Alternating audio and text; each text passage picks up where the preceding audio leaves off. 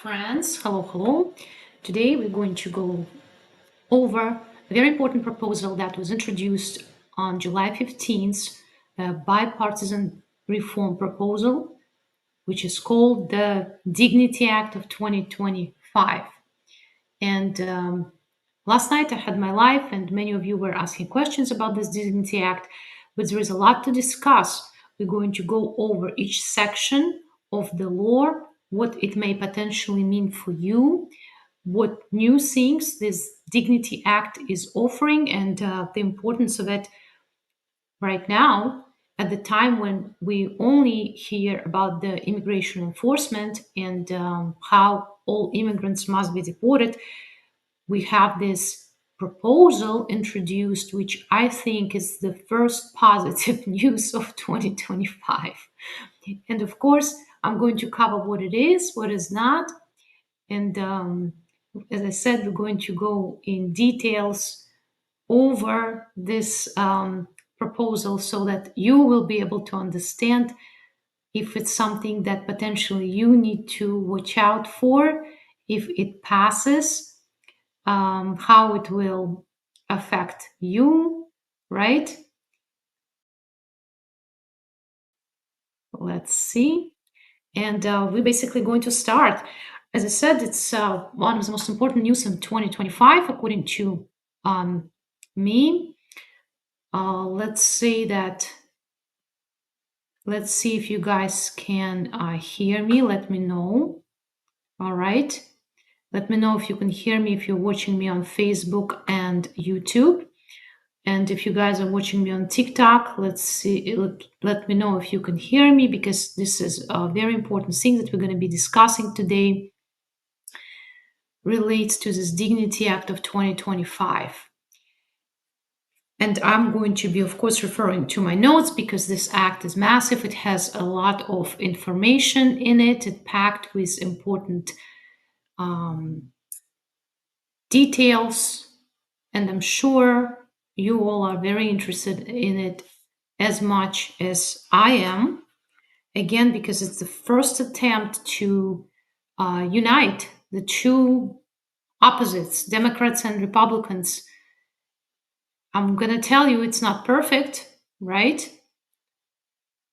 Not perfect, but nevertheless, it's a very important step towards addressing this very important issue of immigration reform that, of course, we all been following, and we all are very eager to, resolve.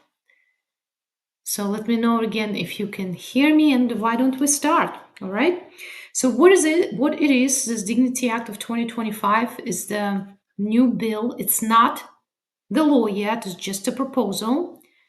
And what's unique about it that it comes from Democrats and Republicans. Maria Salazar, Republican from Florida, and Veronica Escobar, Democrat from Texas, both worked on that bill. It's not necessarily an absolutely new proposal because in the past, a Dignity Act version of the law has been introduced already, right? But it's definitely something that is important, and it has been changed. So we're going to go over which dreamers or DACA recipients may potentially benefit from this law. General population, not necessarily dreamers, who are the people who can be covered. What other important things this bill talks about, like reform of the asylum sector, introduction of new visas, and what it's all about, right? Please share this stream, share this live, and of course, let's start. All right, so this law is actually, the bill is kind of massive. It has several parts. It has 3 sections: Border Security for America Act, Dignity and American Promise. That's the law about the immigration reform. American Prosperity and Competitiveness. This is this section addresses American Families United Act, fairness for legal immigrants, and employment and student visas. As I said, this is a comprehensive law that would change our immigration system that has not been changed in a very long time. So the first section talks about Border Security in America Act. It basically says that more money has to be put into technology at the border, and it would authorize certain spendings and remove barriers to implementation of the technology. Specifically, it would focus on ports of entry and the pay for personnel. Understood. It's not anything new. Pretty much any immigration proposal that has been around, been introduced recently, all of them, they, in this or that, um, degree, they address this need for more money at the border and basically, technology, make it easier for the officers to do their job. That's understandable. The next section, though, it's very important. It talks about asylum reform. And asylum is a very hot topic in the United States. This administration believes that asylum is the key to defeat the numbers of immigrants coming to the United States. So, this is what it says. If this becomes the law, this is what's going to happen. They're saying that asylum should be adjudicated very, very quickly, within 60 days. And most individuals who's going to be asking for it will be prevented from being released from detention. How it's going to work? Well, there will be 3 humanitarian campuses, and migrants would be held in these facilities. Asylum officers would conduct asylum interviews and make final determinations on these campuses. All right?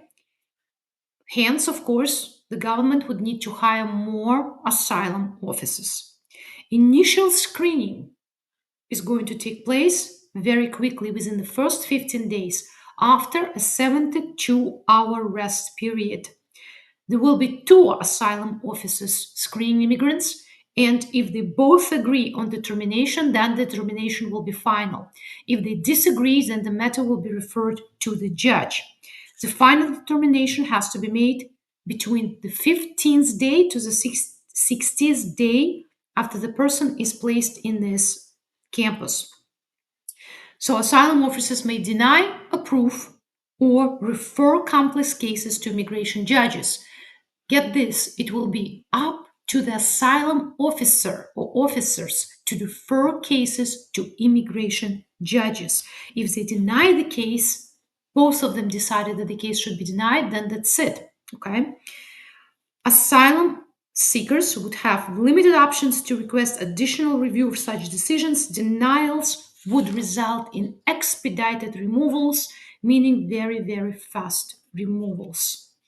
Now, very important and sort of a new section. In country processing in Latin America, the United States would establish up to 3 facilities in the Western Hemisphere where migrants could be pre screened for asylum. So they no longer would have to come to the border and risk their lives. They would be able to file for asylum out of the United States. Right now, it's not possible to file for asylum out of the United States. I'm just letting you know. Okay? So unmarried children under 21 with parents legally in the United States could be considered for family reunification, and potential non-citizen workers could learn about work visas or other pathways to citizenship. So they're going to kind of install the satellites out of the United States, sort of like immigration processing centers. Very interesting, right? As a part of this section, a new humanitarian visa would be created for individuals who choose to pre-screen for asylum and have credible cases. Very, very interesting. So it calls for creation of a new visa. Then, of course, there is a section about unaccompanied minors and necessity of background checks. There is information. There is a proposal to introduce and keep mandatory e-verify. What is e-verify? This is when, if you'd like to hire a worker, you would have to verify whether or not they can legally work in the United States. This is what E-Verify is. And they would like to make it mandatory for all employers in the United States. All right, so that's what this bill is calling for. Is it something new? Well, E-Verify has been mandated for certain employers in the United States for a long time. Small employers currently and those who do not employ foreign workers don't have to be connected to this E-Verify, but eventually I think it's going to be the future anyways. Now, interestingly enough, the bill talks about criminal provisions, increasing penalties for illegal reentry. So the bill is going to create more pathways to come to the United States. I'm going to talk about them later, but also severe penalties for if you just come to the United States without a visa or if you were previously removed. DNA testing for family members. Right now, it's not mandatory, but it will be if the bill passes. Now, the most important part, this is this dignity and redemption programs. This is the immigration reform. This is when you would get status when you don't have status. All right, that's what it is. So, what is it? How would you be able to get the status? Well, it has basically two sections. And section number one is concerning dreamers or DACA recipients. According to this section, if you resided in the United States since January 1st, 2021, and entered the United States when you were 18 or younger, and you would undergo criminal background check and graduated from high school, obtained a GED, and you admitted or enrolled in secondary school, you could file for conditional permanent residence for up to 10 years. Conditional permanent residence for up to 10 years. There will be an application fee. And you're going to hold that conditional permanent resident, but you also will be able to file for removal of the conditions and become a permanent resident. All right? And for that, you will have to obtain a college degree or pass secondary credential from a career and technical education school. Serve in the US military for at least 3 years, or demonstrate employment for at least 4 years and at least 75% of the time the individual has had a work permit. Individuals can apply to remove conditional basis of their legal status once they achieve one of the criteria described above. Most DACA recipients should be able to adjust immediately to LPR status without the conditional basis. Why? Because DACA recipients already would be able to meet these conditions. Very interesting. So it basically creates this pathway for dreamers to get the green cards, right? That's what it does. That's what it does. Now, what else this proposal is about? This next part is exactly about what all general population is expecting. It's basically immigration reform that would apply not only for dreamers and DACA recipients, but to everybody else. It's called the Dignity Program. The bill establishes a 7-year deferred action program that would grant employment and travel authorization. So you would have a work permit and travel authorization if you have been continuously in the United States since December 31st, 2020, about 5 years. All right, so DHS estimates there will be about 10.5 million people who's going to be filing for this, all right? 10.5 million people. You will have to pay a fine. Long time ago, it was $1,000. Right now, it's $7,000, but you can pay it over 7-year period. And the fines are going to be deposited to the American Worker Funds. The program requires the following: paying all the taxes, past due and due, pass a criminal background check, enroll in health coverage while prohibiting use of federal means-tested benefits. During the duration of the program, participants would need to be gainfully employed or in school for at least 4 out of the 7 years, with some exceptions. If you're unable due to disability, for example, then you can't. If you're caring for certain family members, you don't have to file for it. But then what's going to happen? Then there is something called dignity status, continued legal presence. Those who successfully go through this first step, this 7-year dignity program, will be able to file for dignity status.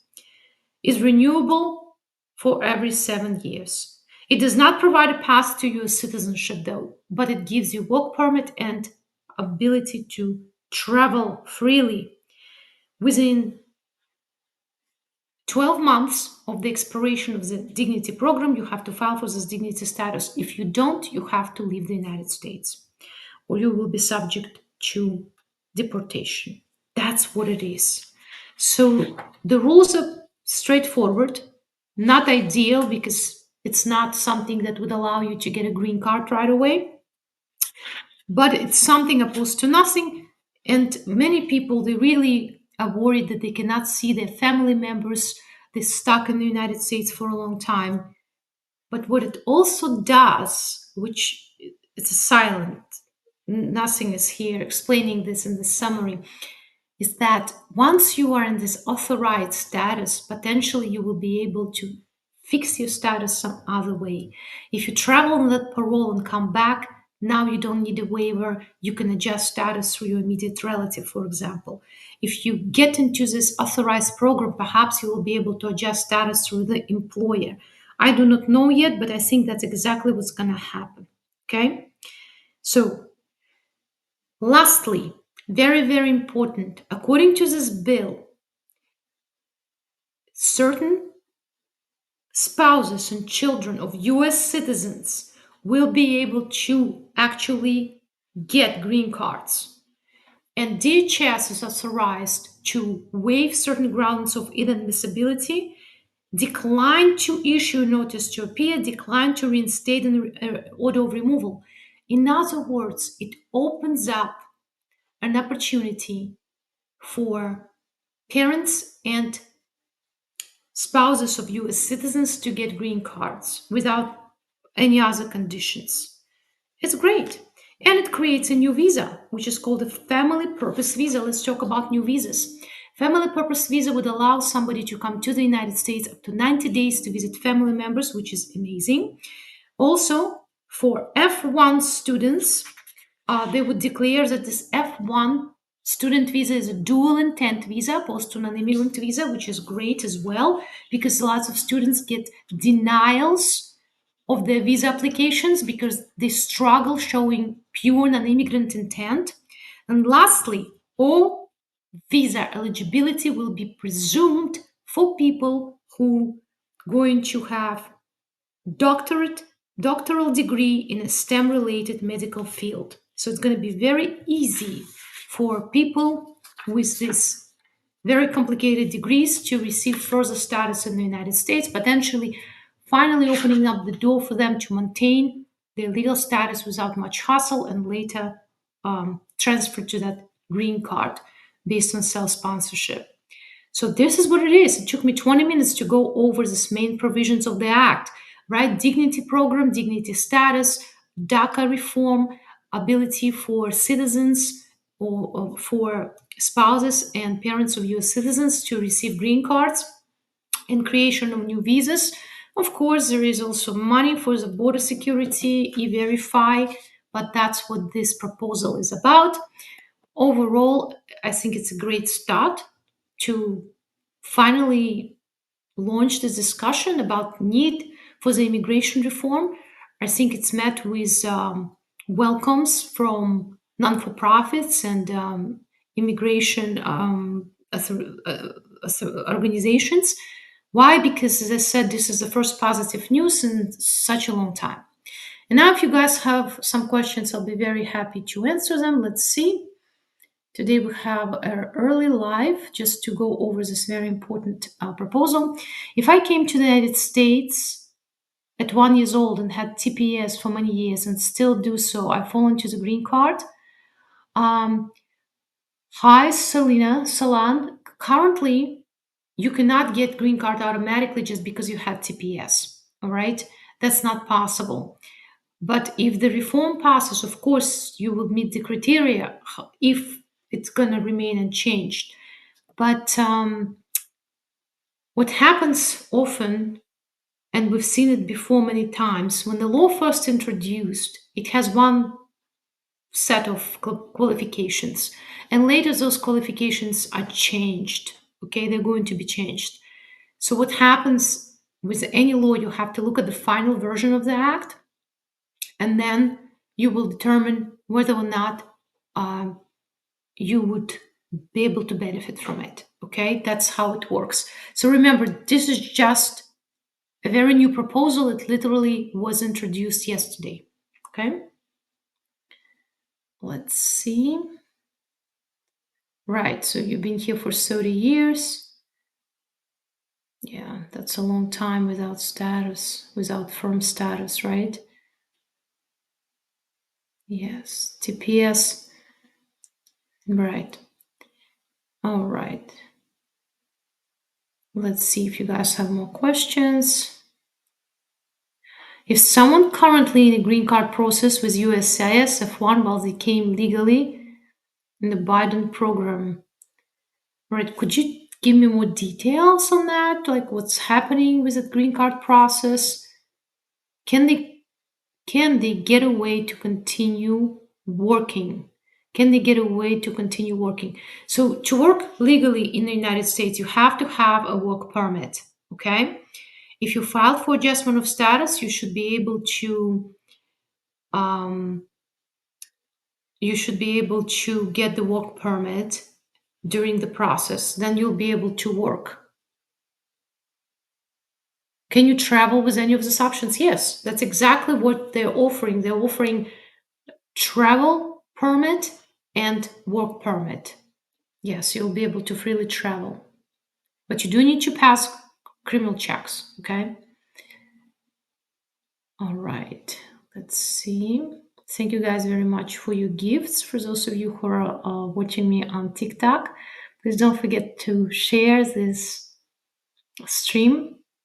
Hi, Miss, I'm a US citizen. My wife and my children wait for interview 9 months in Afghanistan.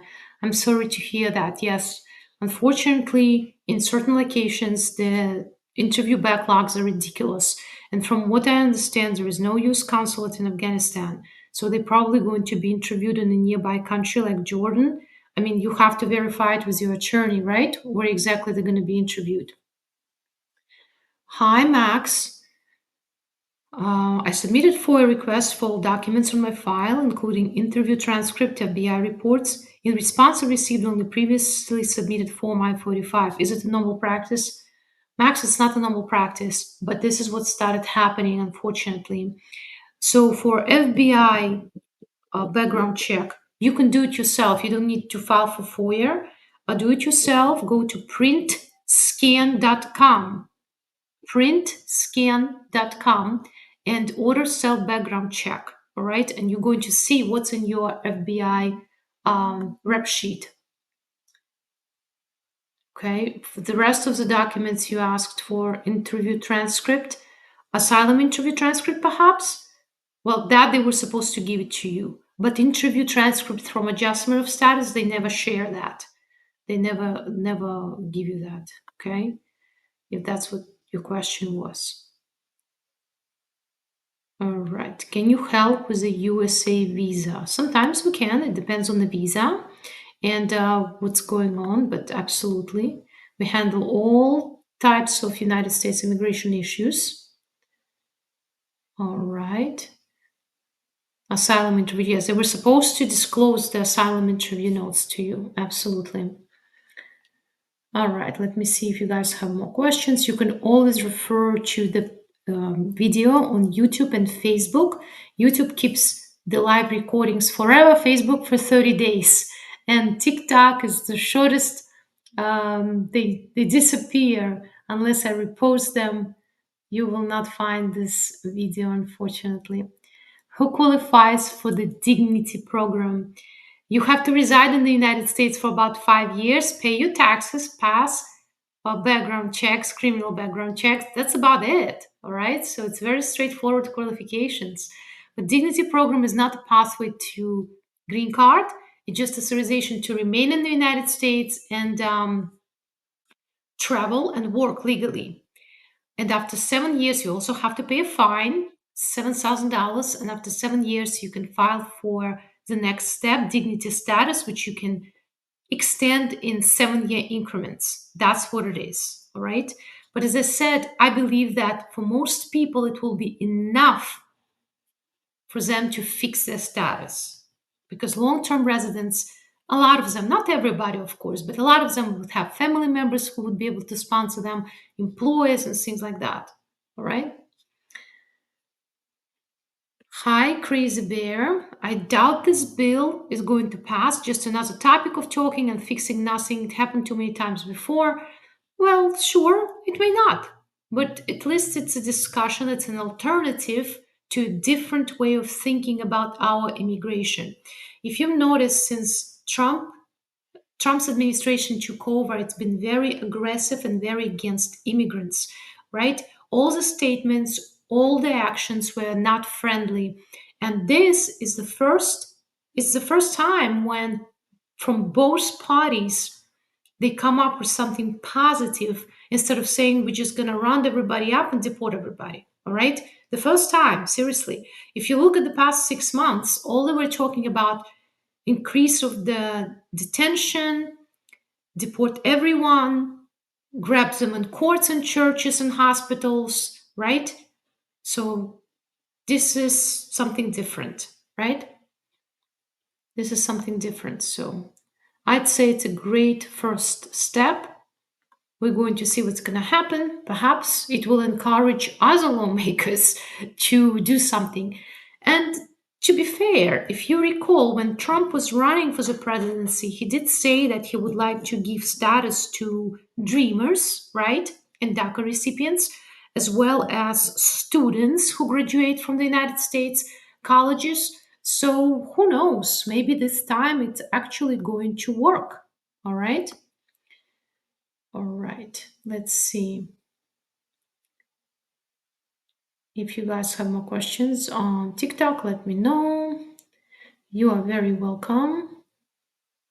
You're very welcome, guys. Thank you for sharing. Thank you for joining today. And again, if you have questions, please type them up in the comment section. And I'm on B1, B2 visa with my family. What to do for status change? Hi, Dr. King. Well, there are two considerations here. Number one, when did you arrive, and if you had any intention of changing your status at the time of the arrival? Because if you did, then you potentially may be charged with immigration fraud at entry. Because once we apply for a certain type of visa and we declare our intention at the border, that's what they go by. But if shortly after your entry, all of a sudden you start saying that, oh, I really meant to be someone else here, an immigrant or a student, and you file for the change of status within 90 days of your arrival, the government may accuse you of fraud, just so you know. But let's say you've been here for a while, your whatever reason, circumstances changed. People who arrive on this B1, B2 visas have very limited options because the visa status lasts only for 6 months. Typically, they would try to change to F1 status. Some would qualify for EB1, first preference category, immigration from certain countries, not every country. Somebody will file for asylum. Some people will file for adjustment of status based on petition by their immediate relative. But options extremely, extremely limited. Okay, very limited options. All right. Have political asylum. I've submitted I-45. Is it time for interview? How long for a green card? I would not be able to answer that, unfortunately. Just because somebody is called for the interview or is in line to be called for the interview, it doesn't mean that they're actually going to get a green card or going to get it very soon. If everything goes well, After the interview, you should receive your green card within 2 weeks. But if you had asylum pending before, usually officers are going to take extra time to make sure that there are no contradictions between your different submissions. Okay. Hi. I don't see the names. There is no name. But how can they deport 11 million immigrants? Well, I don't think they're going to be deporting 11 million immigrants at once. But hear me out. Currently, their goal is to arrest 3,000 people, persons per month, per day, I think. So it amounts to about 6,000 people, 600,000 people, right, in 6 months, something like that. So it's astonishing amount of arrests they've been making, and they increase the detention capacities. So if they want to and they have enough time, I guess they can do it, but it's just I don't think it will be the best solution for the America to go this route, right? How do you pay taxes if working and no social security number? You can file for something called tax ID, and the accountants help you to process that, and you file your taxes this way. You also can file your taxes through your company if you get incorporated. All right. Now, guys, I'm going to answer one last question. Hi, Vadim. I've been out of status since 2008, no criminal history, and 3 US citizen kids. Do you think I have a chance to stay in the United States if arrested by ICE? Maybe. If you don't have criminal history and you were never charged with immigration violations, such as you were never served with a notice to appear, if you are apprehended, you should be able to file for cancellation removal. It's not automatic and it's hard to win, but at least you have a chance, right? Um, to file for some status. And of course, if immigration reform passes, you will be able to benefit from that because you've been in the United States for such a long time. But that's probably the first thing that comes to mind is that cancellation removal for non-permanent residents. When you have to show that you've been in the United States for 10 years, you have qualifying relatives who will suffer extreme hardship in case of your removal. All right. So that's what it is. Hi, Hussein. Can you help with Section 13? Yes, we can. Absolutely. It's not easy to qualify for that, but yes, we do help with Section 13. That's the certain applications by former diplomats. Right. All right, guys. So that was our live today. We discussed this very important step towards positive changes in the United States immigration system. Again, you can play back this video, look at this little presentations that I put together. If you have questions, ask them in the comments. We'll see where it's all going to take us, what's going to happen with this proposal, if it's going to be seriously considered or just going to die on a shelf. But hey, as I said, it's the first positive news in such a long time. Don't forget to follow and subscribe if you haven't so that we can meet again. I hold these lives usually on Tuesdays and Fridays. And on other days, if there is something important to discuss, like today, for example. And of course, you can reach me for consultation at 917-885-2261. I hope you're all going to be safe, healthy, and I hope to see you this Friday, which is very soon. And for now, just enjoy the rest of your day.